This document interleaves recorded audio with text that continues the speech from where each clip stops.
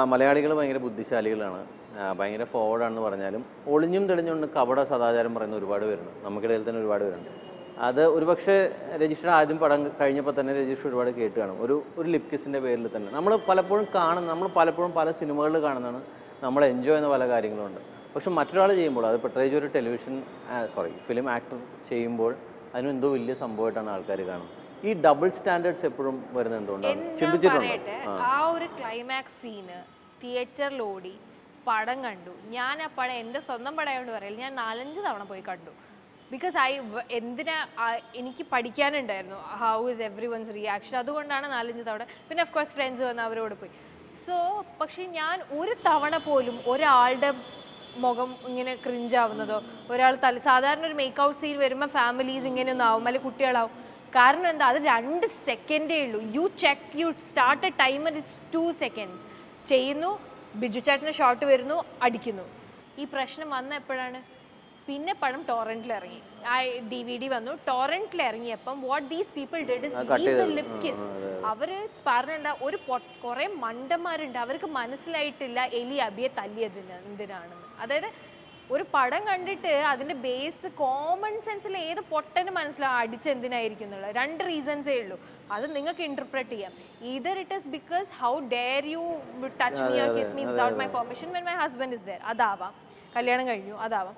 രണ്ടാമത്തെ പറഞ്ഞാൽ, എടോ തനിക്ക് ഞാനൊരു 10,000 ചാൻസ് തന്നടോ, എന്നിട്ട് താൻ വരുന്ന ഇപ്പോൾ. സോ അവളുടെ ഇമോഷൻ ആ 2-ൽ ഏതെങ്കിലും അതിലായിരിക്കും അവൾ അടിച്ചത്.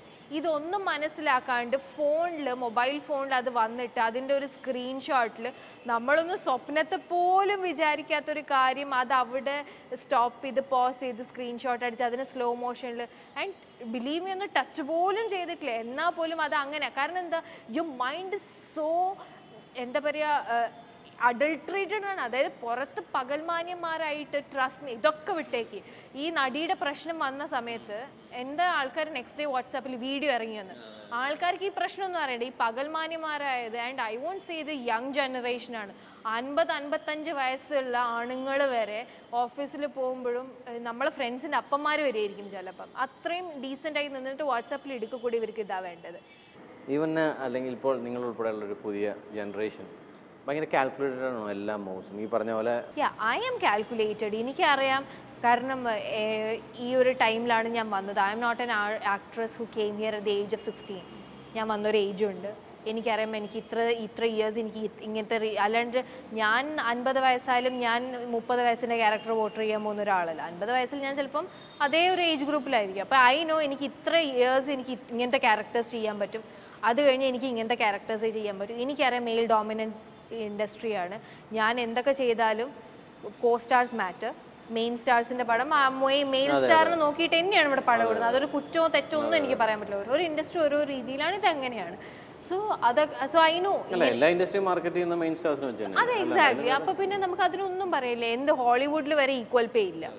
അപ്പോൾ പിന്നെ ഇവിടെ എന്ത് പറയാനാണ്? അപ്പം സിറ്റുവേഷൻസ് മനസ്സിലാക്കി അഡ്ജസ്റ്റ് ചെയ്ത്. And I am not complaining.